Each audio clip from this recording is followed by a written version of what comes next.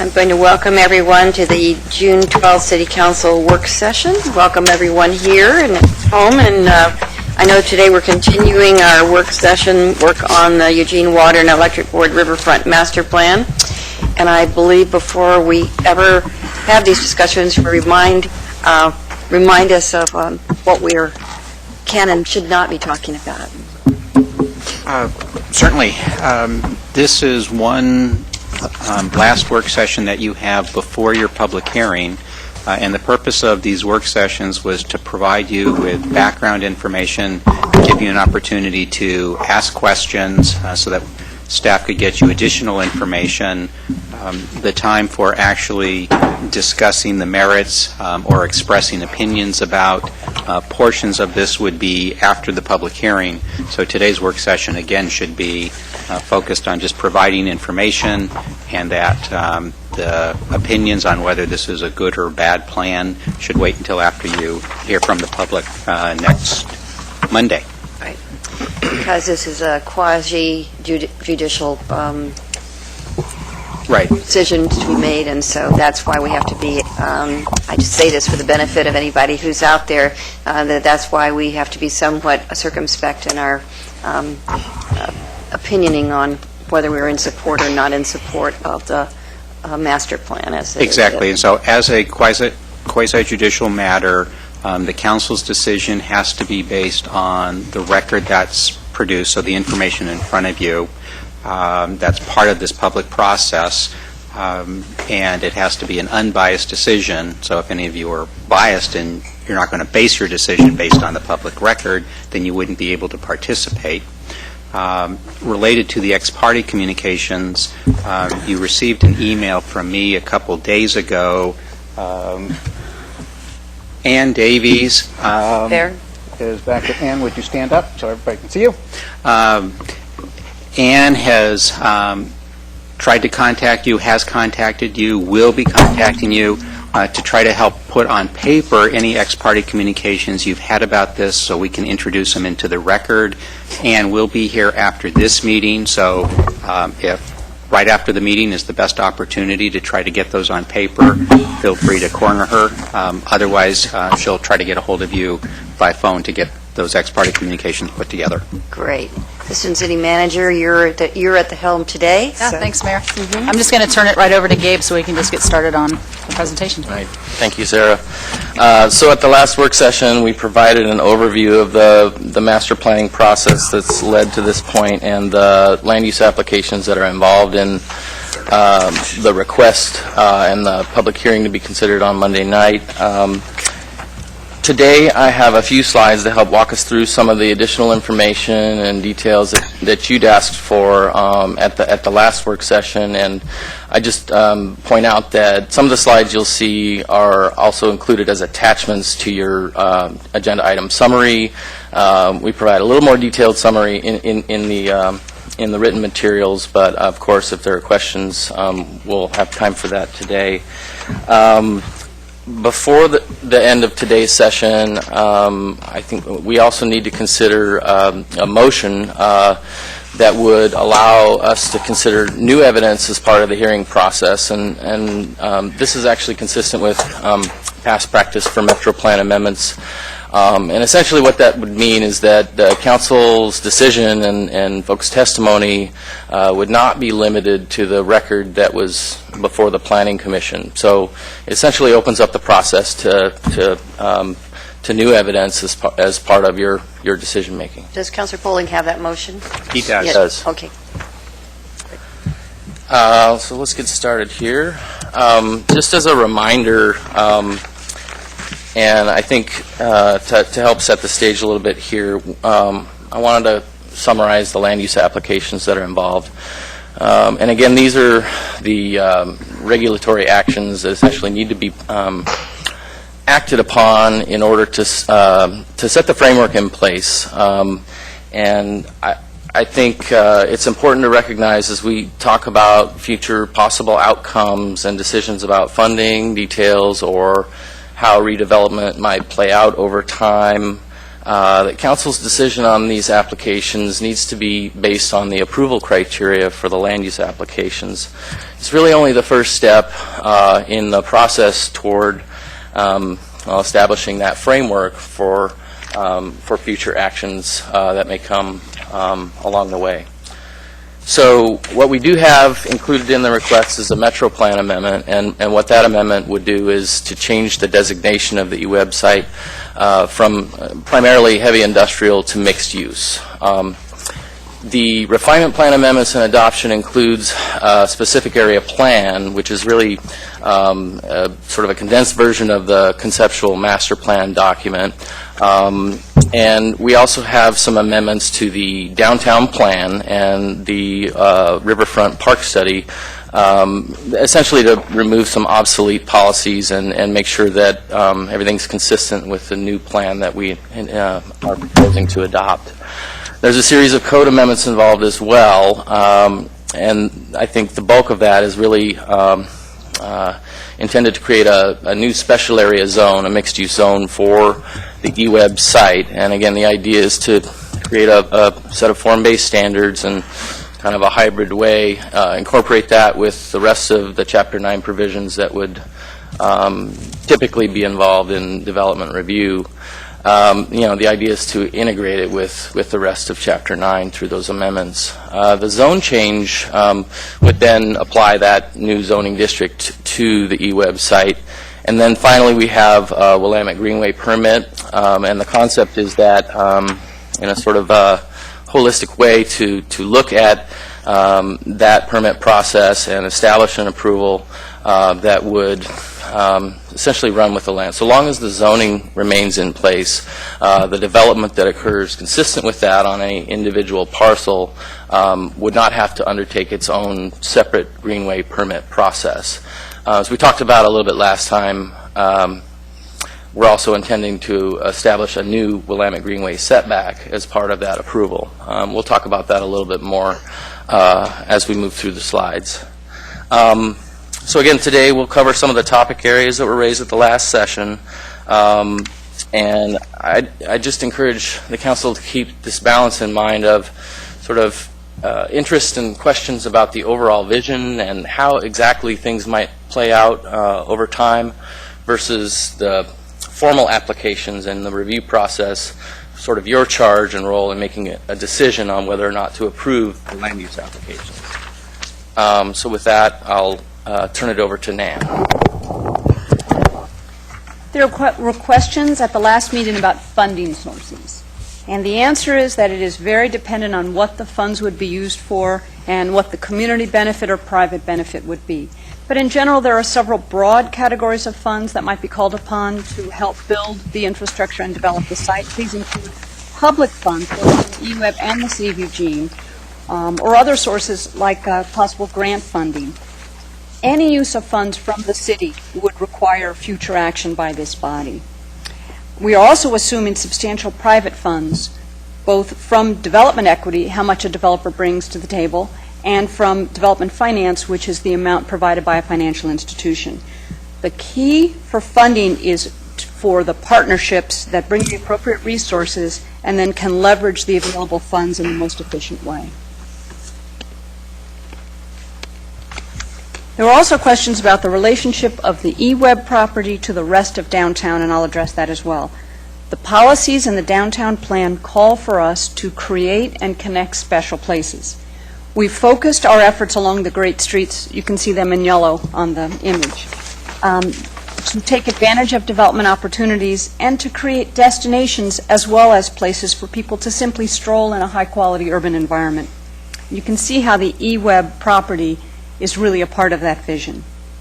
As you envision Eugene calls for, the overall goal is to create a compact urban core, a highly accessible and walkable environment as a fundamentally sustainable urban form and development pattern. I'd also like to respond to the questions from the last meeting about transit access to the eWeb riverfront. Transit was one of the transportation elements discussed as part of the process, and in fact there was a representative from LTD on the community advisory team. The team and the community participants looked at how the site would connect with regional and local transit, including rail, MX, potentially the Breeze. While it's difficult this early in the process to designate a specific route or stop location, the plan anticipates that future transit access would be provided along the main route, along 8th and 5th, both great streets, and part of our larger vision for downtown. In addition, the street standards are drafted to allow for transit access as one of the multiple modes of transportation available for getting to and from the site. Thanks, Nan. So going back to some of the discussion at the last work session about the Willamette Greenway requirements, I thought that this slide would be helpful to show there's actually essentially two sets of regulations that relate to protections along the river. And what this slide attempts to show is, in addition to Willamette Greenway requirements, we have Goal 5 standards for what are called water resource protections. And the typical setback along the Willamette River from top of bank for the Willamette is set at 100 feet. It's our primary water resource through town. And so what this attempts to show is where that setback would fall along the eWeb property. And the hatched area there, you can see, is actually exempt from the current regulations. There's a special provision that's written in the existing Goal 5 standards that says that if you have existing prior developed areas, things like, as in this case with paving and buildings that serve an existing use, that they're not subject to those setback standards. And so this was something that was looked at pretty closely in the master planning process and the relationship to the Willamette Greenway requirements, and sort of the question of balancing the intent for sort of compact mixed-use development on the site, as well as protections along the river. And so this next slide is another representation also included in your packet. You should have an 11 by 17 of this to look at a little more closely, but this is a scale drawing. It'll actually be included in the draft ordinance, and what it does is show the exempt paved areas. The brightly colored areas there you see are the remaining water resource regulated areas, and really it's just a small strip along the edge of the property there. This also shows the new Willamette Greenway setback location. It's a little bit difficult to see on the slide, but hopefully on your paper copy you'll be able to see where that falls on the ground. For a little more visual context, I thought this photo here would help. Aerial view looking at the eWeb site to get a sense of the existing conditions there. Essentially it's almost entirely paved, and you can see some of the buildings there that would be exempt from the 100-foot setback, and just a narrow band of riparian area along the river. Here, another perspective along the bike path gives you a sense of the paving, the developed area, and the sort of vacant industrial character that it has now. And if you can imagine it, the bike path relocation we talked about a little bit last time, it essentially would be farther to the left in this photo and be expanding the area for riparian enhancement and protection along the river on the right side. I thought this diagram would also be helpful in terms of some of the questions that came up at the last meeting. Again, this is a conceptual diagram, but it gives you, I think, a fair amount of more detail than we had last time about the specific elements that were talked about in the master plan and that are intended for the site. Really, this shows the overall open space framework, and you can again see some of the expanded area along the river, the framework of streets and buildings, but really I just wanted you to have this information handy if there were specific questions. And to one of the mayor's questions from last time, I would point out that at the east end of the site there is in fact a location that was identified for a potential community garden. Okay. I also think this is another example that helps to show the concept of user-friendly graphics and the form-based code approach of intending to show what it is that we want to see built, at least conceptually, as opposed to more numeric and text-type standards. You saw this slide last time as well, but I think after seeing those last few slides, it helps to show the end result, so to speak, of the expanded park area, which is at least in part protected by the new Willamette Greenway setback. And really what we're talking about is about 2 acres of additional protected area as compared to current conditions. I think in the agenda item summary, I also provided you access to an ecological analysis that was performed as part of the master plan process and helped to support the creation of a native plants list for the park. Also, I think it helps to show how the balance was considered between various environmental, social, and economic concerns. And so I'd encourage you to look at that report if you have questions about how the decision was ultimately landed upon in terms of that balance and the area of the park versus mixed use and kind of development impact versus protection. And so with that, I just note that we have a public hearing Monday night. And after that, we'll have 2 work sessions in July, one on July 8th, and then hopefully final action on July 22nd. It's possible we may have an open record period following the public hearing, and we'll deal with that following the public hearing on Monday night. But again, I think there's a lot of information we've provided you in the packet and through links to the application materials. We'll also have a draft ordinance, which is has some fairly extensive attachments. And so if you have questions or need particular information, staff's, of course, happy to provide that. So I'm going to try to formulate what I'm thinking here. So I understanding from what you're saying, even though we're sort of looking at a vision of what this is going to be, but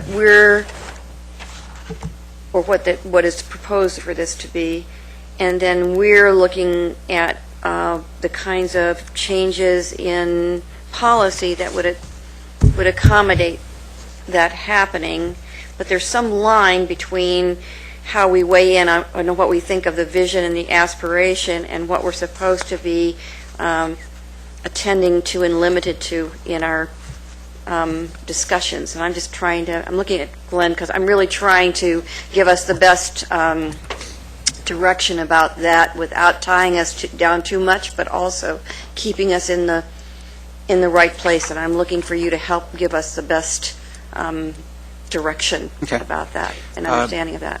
There's 2 different issues. One is what should you be doing or not doing today, as opposed to what should you be doing during the 2 work sessions you have after the public hearing.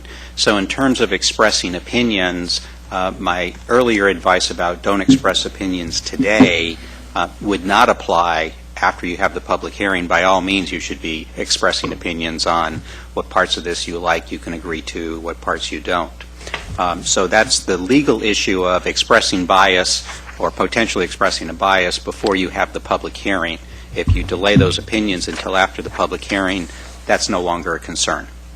The second issue, which is the one I think Gabe was in part alluding to, is what you are approving are land use changes. This is a little more complicated than typically when you get something before you, because this happens to be the eWeb property, and eWeb is a part of the city.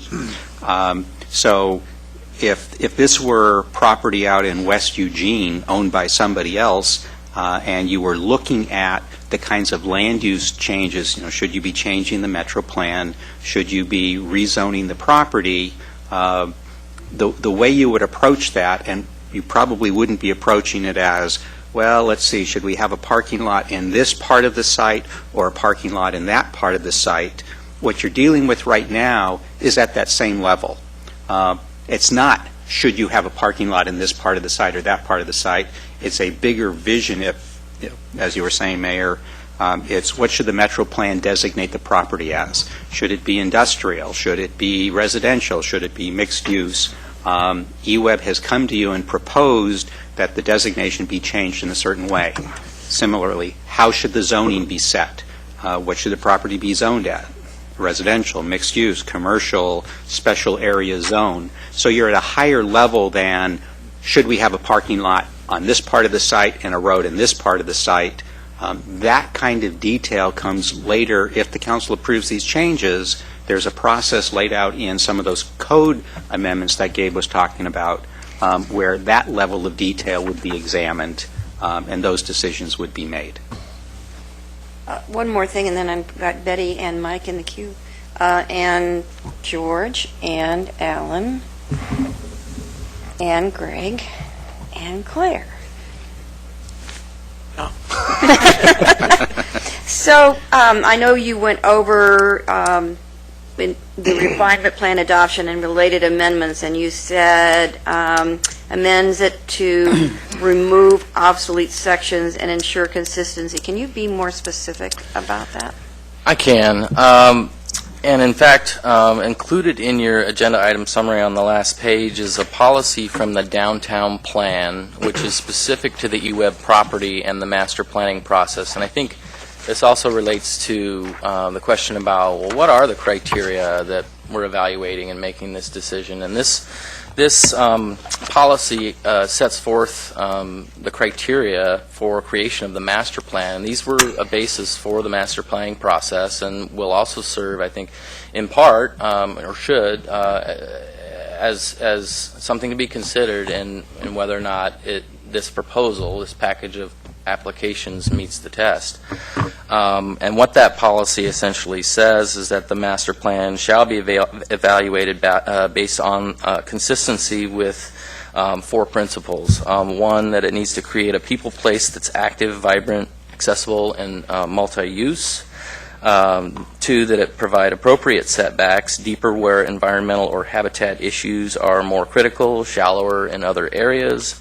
3, incorporate building and site design techniques that address environmental concerns. And 4, incorporate an educational aspect so the riverfront improvements teach us about our river, our history, and our city.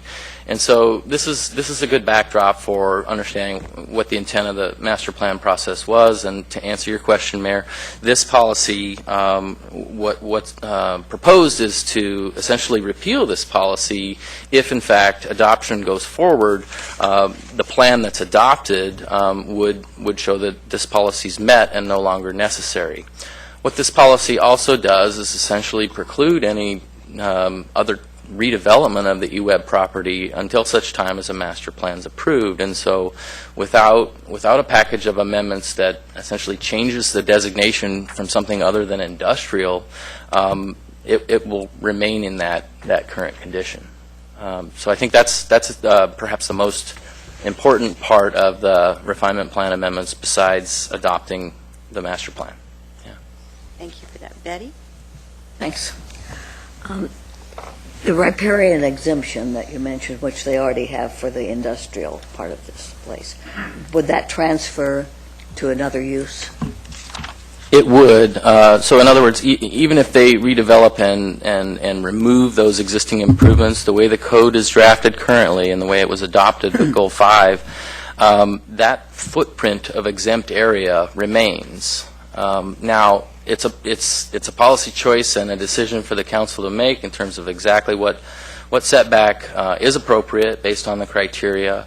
I think it was an important factor that the master planning process looked at to sort of balance, well, how much are we going to expand the protected area? Does it need to be a full 100 feet or not? And really, they were trying to, in response to this policy in the downtown plan, I think they ended up with what's described as a balanced approach. It's variable. It's maybe as as wide as 100 feet in some places, and it's narrower in others, especially where, for example, the steam plant and existing headquarters building are, where those buildings are at least intended to stay for the near term, and we've created adaptive reuse provisions to try to encourage that sort of tenant infill and keeping some of the historic character there.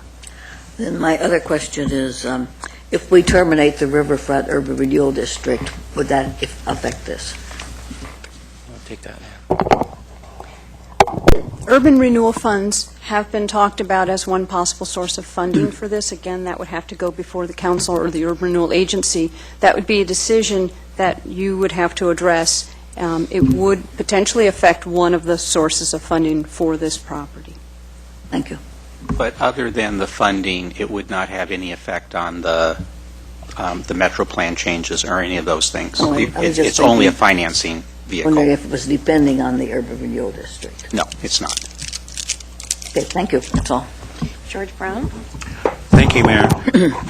When will we and the public be able to see a list of all the proposed amendments?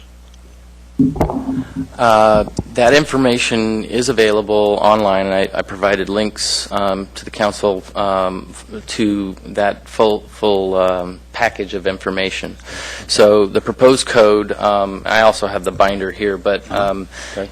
you will also be getting an agenda item summary for the public hearing, which will have a draft ordinance, and that's really the formal package of regulations that includes the code amendments. And if you'd like, I can give that information to you more directly. I'll wait till the packet comes out and I'll go online. Thank you. Yeah. That's right, I saw that and then I somehow let the little online bit go right out of my mind. My second question is, I'm just wondering why we would establish a new downtown riverfront special area zone. Why we couldn't just use, the existing downtown Sure. Code Well, plan. I think that's a good question. It's one that was looked at really closely in the master planning process. And as I understand it, the consultant team and community members that undertook that process started with a commercial C2 zone, which you typically see around the edge of downtown. And they found that there were particular uses and standards like the 120-foot height limit, some other things that just didn't seem to fit, really wouldn't work with the kind of the vision for the property. And so with some more discussion and consultation with city staff, and we looked at a variety of options, but I think similar to some other special area zones, we saw this site as particularly unique and having a relationship to the river, to downtown, and such a high level of community interest that we felt that the special area zoning approach was the best way to tailor standards to meet the intent of the vision, to really respond to the conditions on the property. And so it's in some ways the best tool we have through our zoning code to craft something specific to a site like this. And while in some cases our special area zones are applied to a broader area, this tool gives us, I think, the latitude, if you will, to write some standards in that are unique to the property and really respond to those special conditions. Okay, I still haven't formed an opinion on the wisdom of that approach. It seems like it's just, another, it's in the Riverfront Urban Renewal District, and it's in the downtown plan area. Now it's going to create another thing to overlay on top of all that, and I just wonder if I'm still trying to decide if I think that's necessary or not. Okay, thank you for that. Let's see. On page 2 of this, this is just, under potential funding sources, private funds, it says exactions. I just don't know what exactions are.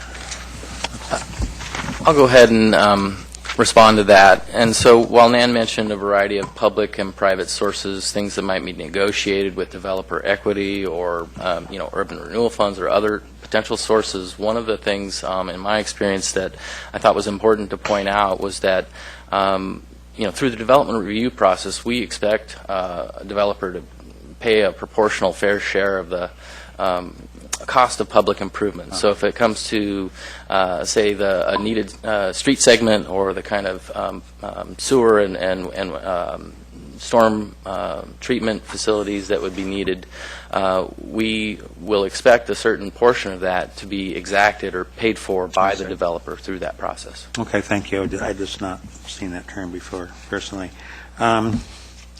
Let's see. Oh, I know. This doesn't relate directly to the zone, but indirectly I think it does. Does the Riverfront Urban Renewal District still own any properties contiguous with this property, like at the east end of it maybe? Or was the sale of the Northwest Community Credit Union, was that our last parcel that we owned, or do we still own a little sliver in there somewhere? We own property in the vicinity of the eWeb's property, but we don't own any property immediately adjacent to that property. I see, okay. We own Where- property, for example, at the corner of Mill and 8th, a remnant parcel directly across the street from the federal courthouse. Okay. All right, great, thank you. And then my last question for now is, it kind of concerns the riparian and park improvements that are contemplated. Will there be is it contemplated to have paths that actually lead down to the river so you can actually access the river and get wet in the water, or take your dog down there? And Again, that was something that was looked at pretty closely in the master planning process, and so there are a series of different improvements that were, at least conceptually, established. One is to relocate the primary bike path a little bit farther back from what is the top of Bank now. We also have a boardwalk that's proposed along Restaurant Row, where there might be there'll be some separation in grade and safety for pedestrians versus maybe bike commuters or people traveling faster on that path. From there and toward the river, we expect, the way the standards are crafted is that the site will be regraded for a more gentle slope toward the river. Now it's pretty steep. drastic, pretty steep, Very steep. narrow band there. And so in expanding that area, there are standards for a series of pathways that lead toward the river, soft paths, not necessarily concrete or asphalt, and those would lead to access points along the river. And in the diagram you have, and in the master plan, there are some overlooks and interpretive sites that are identified there. So on the one hand, it's providing recreational access for a variety of users, whether it's casual access or water-oriented access, or also the educational and historic kind of component there, that through these interpretive sites, the intent is to teach about the history of the place and, provide more opportunity for all types of users to enjoy the space. Okay, well, the only reason I ask that is, in all the material, we keep saying, access to the river, connection to the river. We have the bike path, and, one thing and the reason I say this is because it's one thing to look at the river, which you can do now. When we have a connection to the river, it's already there. But if we really want to improve a connection to the river, I think we need to have paths actually down to it. They do have a couple paths in Corvallis at the little riverfront park they built there, and you can't actually get to it. It's great. It flows right through town, but there's almost no place to go swimming. And I'm not saying this would be a good place because of the bend right here. I understand hydrology, and I don't think that would be a good place to put down riprap and try to create a beach. On the other side of the river, it would. But because of the way the flow and the forces Another go. round, correct? And I think I'm done for now. Alan? I need to leave at 1 o'clock, so just let everybody know that. I'm a little confused about the Willamette Greenway. In the text, it says that the Willamette Greenway part will be expanded by almost 2 acres. I guess it would be helpful if you could take attachment B and overlay it onto C. Sure. Because this is existing, this is the Yeah. proposed, so it could see kind of where it is. So Yeah. maybe if you could point to, So, pull up C, where, so it also said that it's a 100-foot setback unless there's pre-existing stuff there. There Right. already is, but, so we're going to take a hybrid approach. In some places it's going to be wider, some places it's going to be more narrow. Sure. But, and is it also true that when you take away the pre-existing condition, try to restore it, so that the 100-foot setback doesn't kick in then? It's that's correct. forever? That's correct. It sort of runs with the land at that point. The footprint that existed in 2005, when those Goal 5 regs were put in place, sort of carries forward no matter what. And to your question or request for a map, this may not be exactly what you're looking for, but in the packet materials and on this slide, what I have is information that shows essentially all of those layers overlapped. The outermost boundary shows where the Goal 5 regulations at 100 feet would fall. It shows the paved exempt area that's closer to the river. Then the colored areas show what's currently regulated by the Goal 5 regulations.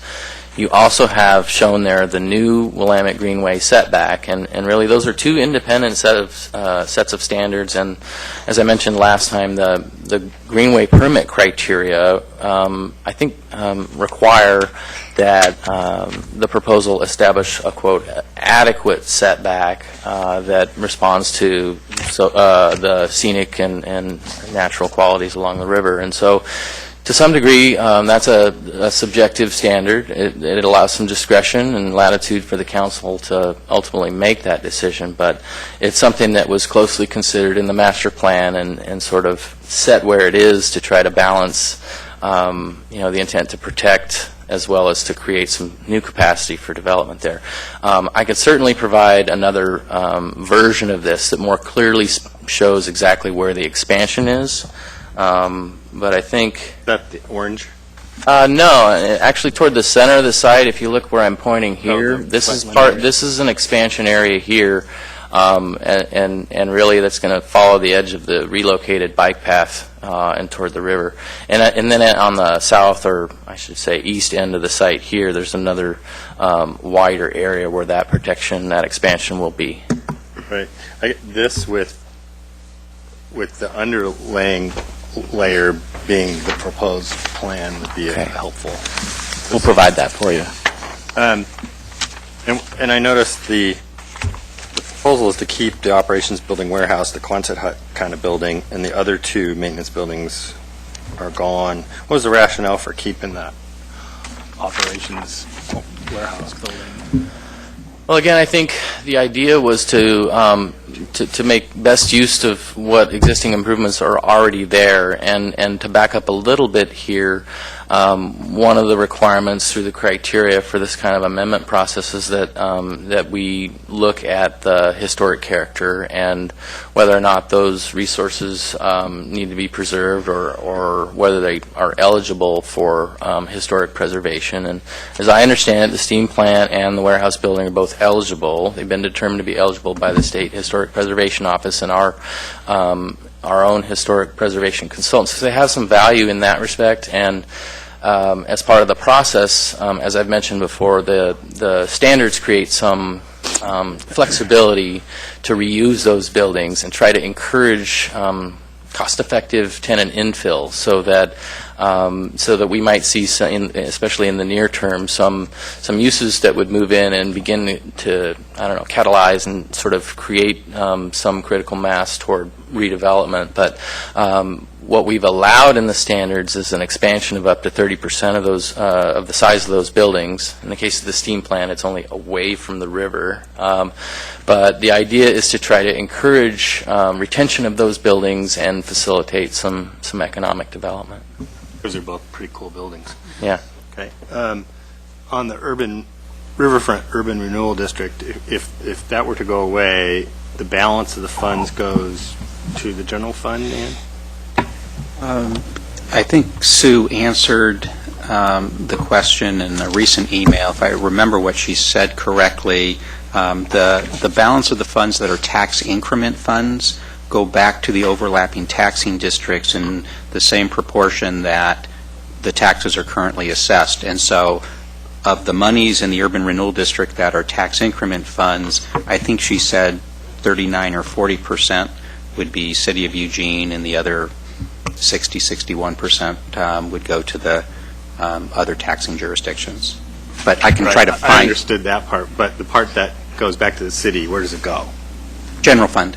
Okay. So we could dedicate a portion of it to this or some other use once that, if that were to occur, right? Yes, in the sense that when the money came back to the city, the council would have the authority to appropriate it. But when I hear words like dedicate, I want to make sure you understand, and I think you do, that this council doesn't get to say how a future council spends those funds. I've never heard that before. My mistake. And then the special area zone, isn't that predominantly to deal with the form-based code? Because you can't institute the form-based code currently, because that's not part of our code. It has to be done in special places like we did in the Walnut Station area. So the predominant reason for the special area study is to get the hybrid form-based code. That's certainly one of the main reasons to go with a special area zone approach. It doesn't, special area zones don't necessarily have to include form-based provisions, but this is an opportunity to use that tool and to tailor the tool to the site using, graphics and form-based standards that really speak to the relationship of the the buildings to the public realm, and that's I think a key component of form-based codes is really responding to that relationship between the development and the streetscape, and in this case the public realm most certainly includes the riverfront park and the river itself. And so in that way we felt that the form-based code approach was especially a good tool in this instance. Yeah, and I expressed my skepticism about form-based code. We don't have any examples of where it's been implemented, but basically the approach is that it kind of strives to show you what we want as opposed to saying what we don't want. Now, hybrid kind of does a little bit of both. Yeah, I think that's a good way to describe it. Yeah. So, yeah, it depends how pessimistic you are about developers and development. That's it. Thanks. Greg? Thank you, Mayor. Since Attachment A is basically, correct me if I'm wrong, it's a 2009 document, correct, in our AIS?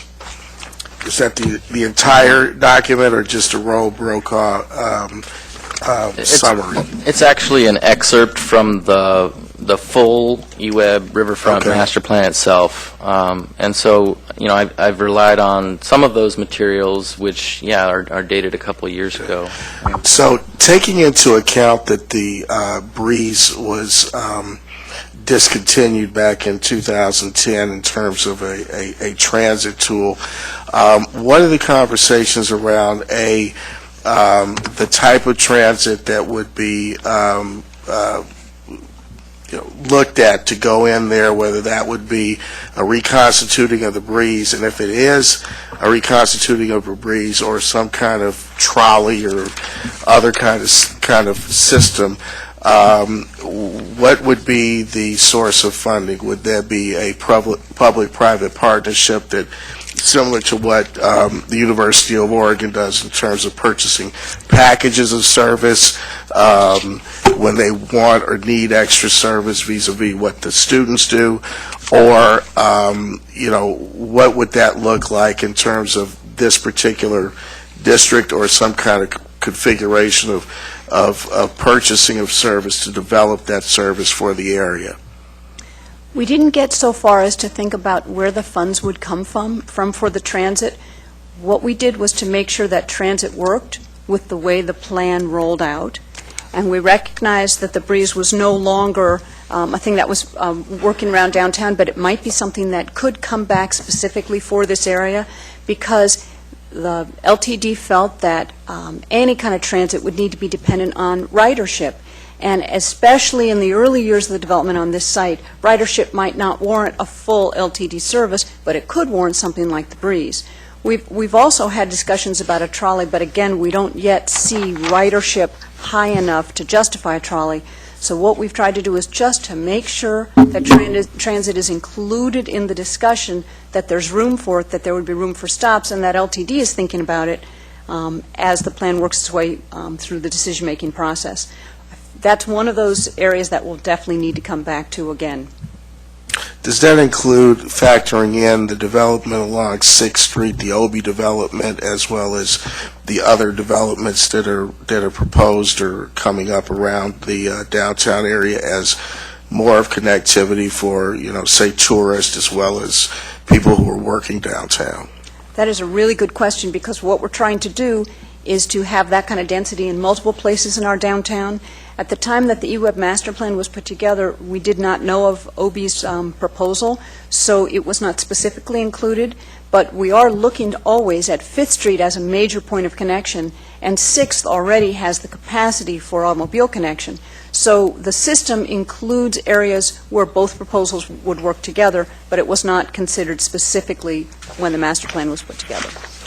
And one last thing, I didn't see this in any of the documents, but it may be in the master plan that I probably haven't had a chance to go totally through it somewhere in my file somewhere. But what would be the position of the city around the usage of SDC funds in terms of vis-a-vis leveraging private development, whether we would look at, some type of, I don't know what you want to call it, abatement or, some kind of foregoing of SDC charges as an incentive, as part of that incentive package for private development.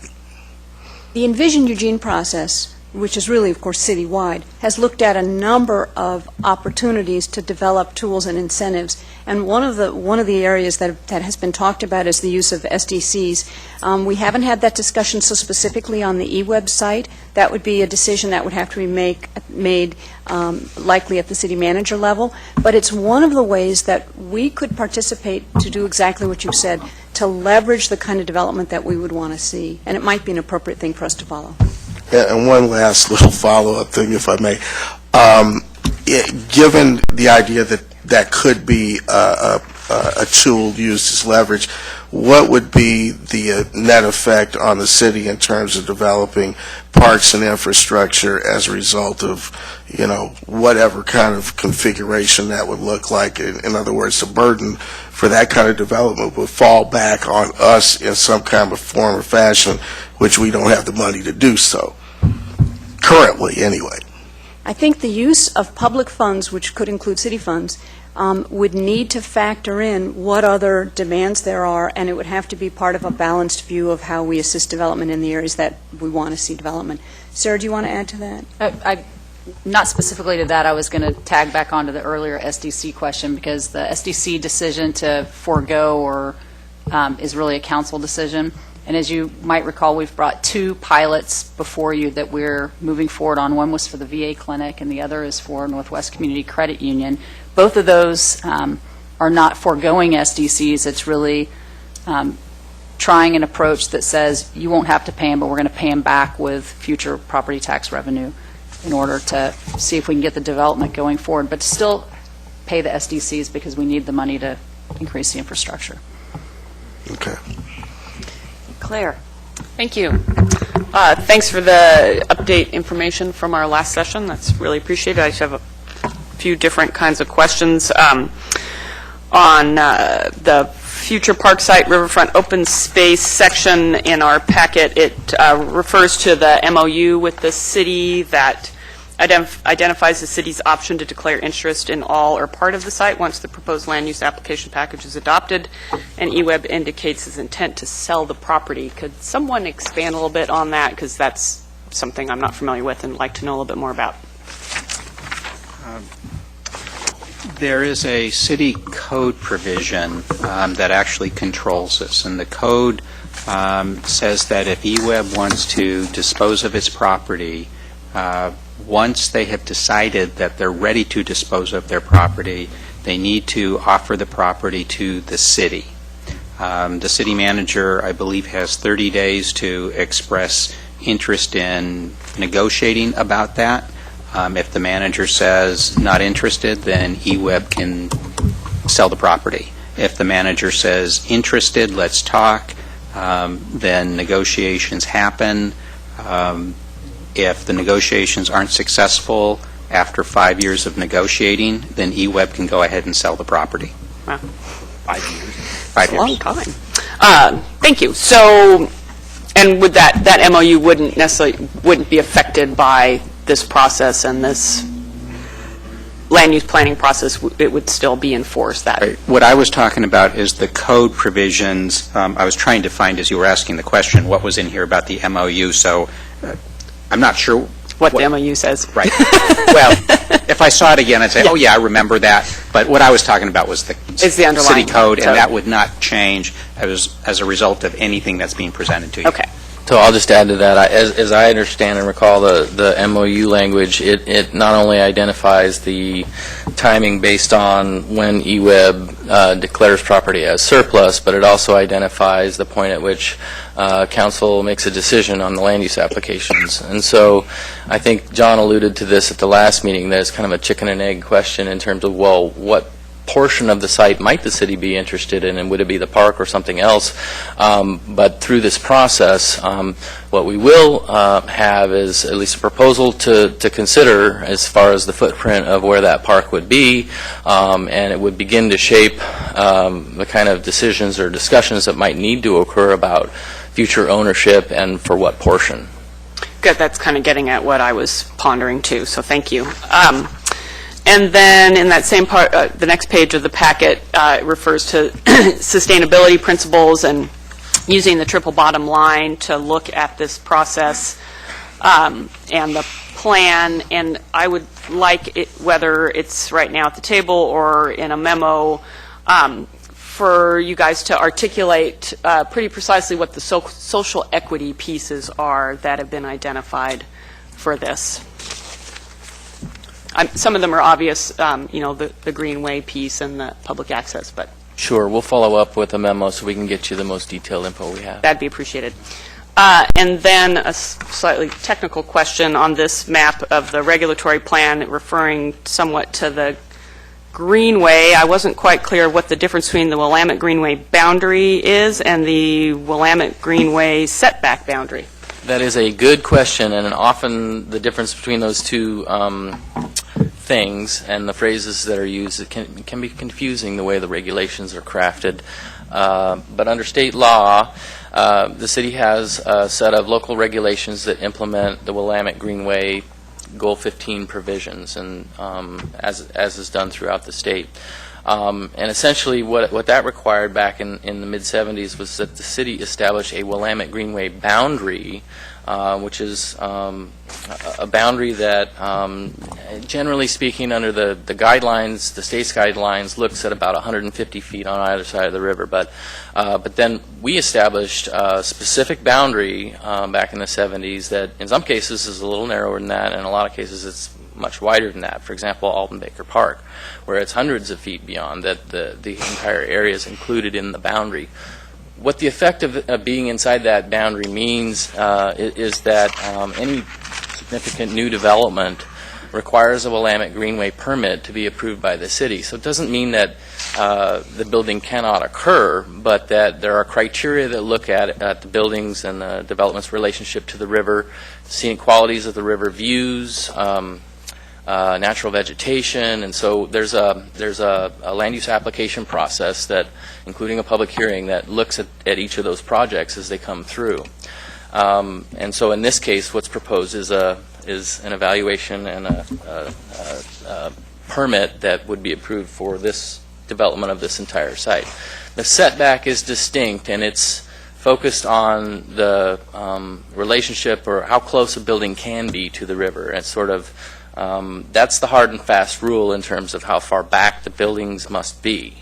So two different things, both relating to Goal 15 under the state's rules. Thanks, that's very clear. I appreciate that. And then my last question has to do with the current eWeb buildings that eWeb is in right now. And my understanding is we're not sure what's going to happen with those in terms of ownership, if eWeb's going to stay there or lease them or any of those things. So I'm just curious if we have an idea of what would be the obligation of the tenants in those buildings. Should eWeb sell it to them before this plan is implemented, or if there's a long-term lease established there? You might want In terms of the obligation, it doesn't matter who owns or leases or rents the property. If you adopt this master plan with the set of the package of amendments and Metro Plan, it applies to everybody, whether you own it today, whether you lease it tomorrow, whether you buy it 5 years from now. So anybody who's there has the same set of obligations that eWeb would have if you adopt this package. And until you adopt this package or something like it, until you adopt the master plan, as Nan was saying, eWeb can't divide the property, can't sell off the property, because the downtown plan says until you've adopted or the city's approved a master plan, you can't split the property. Great, thanks. Those are my questions. So in terms of the special zone, would that allow us to not have to, code changes are very difficult and take a lot of time. And so if you, for example, wanted to be sure that nothing got in the way of the view of the river, the overlay would be one of the ways, that special zoning would be one way that you could address that issue, right? Most definitely, and view corridors to the river were one of the concepts that were addressed in the master plan, and really those view corridors, as it's laid out with the street system that's at least conceptually put into the code, those view corridors extend beyond the roads that would lead toward the river. The idea is to try to encourage people toward the water and to maintain some views there. And so this code has some special provisions that we wouldn't see in any other typical zone that attempt to get at that issue and make sure that the view corridors are not blocked. So I guess the other question I would have, and I'd have to look at it more, is one of the things we talk about sometimes is the lack of nimbleness we're able to have. And so I'm thinking, what I've heard from you is that the idea of this is it would give us more nimbleness in being able to adjust to the circumstances Right. on that. Right.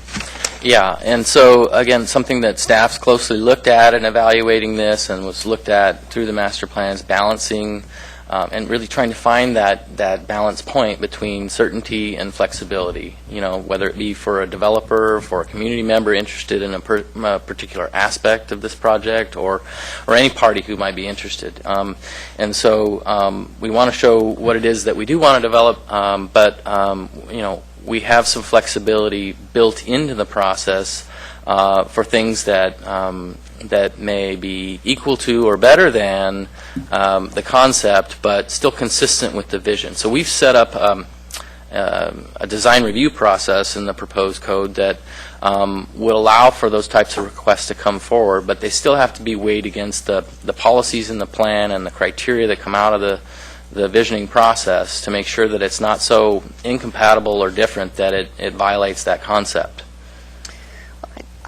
I just reflect on the many times where I've thought that if we could be more clear in what we want, our chances of getting what we want would be that much more likely to occur. So I think that's part of what this is trying to do. The other thing, second question I have is, in the plan, is the buildings protected indefinitely, or are they? I'm just concerned that somebody would buy where the steam plant is or the other building and make a decision to say, let's say, take them down and put something else there. What kind of protection is there? There is no formal protection in the sense that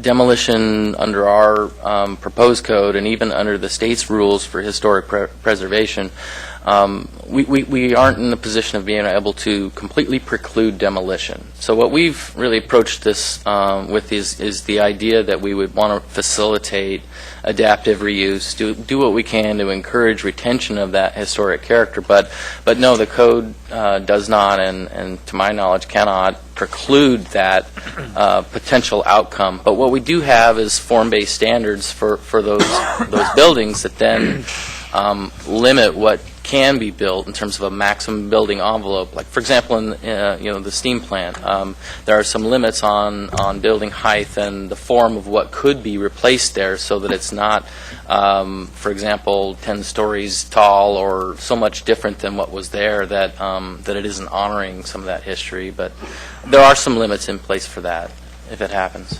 And I guess lastly, I'd just like to say why, and this is totally sort of aspirational out somewhere, when you were talking about transportation, and I appreciated Greg's comment about the broader look at that. As much as I like the trolley concept and all of that, I like the further concept even more. The notion of having a vehicle that goes between that is sort of emblematic of our community and looks to some degree like the further bus or something that would be fun for people to be on and be part of, sort of iconic for our city. Just bring that up every time because I want to keep it on our minds. Okay, any other questions? So, Mayor, at this time, if there's no more discussion on that, I would like to ask the council president to make the motion that Gabe talked about. What that motion does is to recognize that you have a package of items, metro plan, zone change, refinement plan, and says we're going to have one consolidated hearing, and that new evidence could be submitted during the public testimony, as opposed to people having to rely on just the evidence that had been submitted before the Planning Commission. Before Councilor Polling does that, I just want to be sure everybody's got their questions answered. Greg? Yeah, I have one more question. Are there parts or pieces of this, I'm just trying to, kind of conceptualize this in my mind, that would be comparable in other, cities to what we're trying to achieve? So if I wanted to go online and say, this could be comparable in some form or fashion to what Savannah has as a riverfront development. Not exactly like that, but, or, Pittsburgh or some other places that have, done the makeover in terms of their riverfront development. What cities could I really look at and point to if I wanted to pop something up online like that? We'll bring back some cities that are comparable, but I can tell you at the outset that we've been looking for good comps, and cities that have a waterfront with a utility on it is very common, and in fact, a waterfront utility on a railroad is extremely common. That was a development pattern. But cities that have not yet developed, or that have developed in as green a fashion as we are hoping to do, we haven't found good examples, and in fact, I've been told we're looking to see what Eugene has done. But we will see what we can bring back. Okay. Any others? All right. Councilor Pulley? I move to hold a consolidated hearing to consider all components of the eWeb proposal with a process that errs on the side of protecting participants' rights, including the acceptance of new evidence. Second. Moved and seconded. Discussion? Seeing none. All those in favor, please indicate. 8 in favor, none in opposition. It passes. Okay. And then just one last reminder, Ann Davies is here to do your ex-parte communication list. If you don't get that done before the public hearing, then what we will be asking you to do is at that public hearing, before it starts, is to identify any of those ex-parte communications. So if you get it done in writing, you won't have to do it at the beginning of that hearing. All right. Thank you.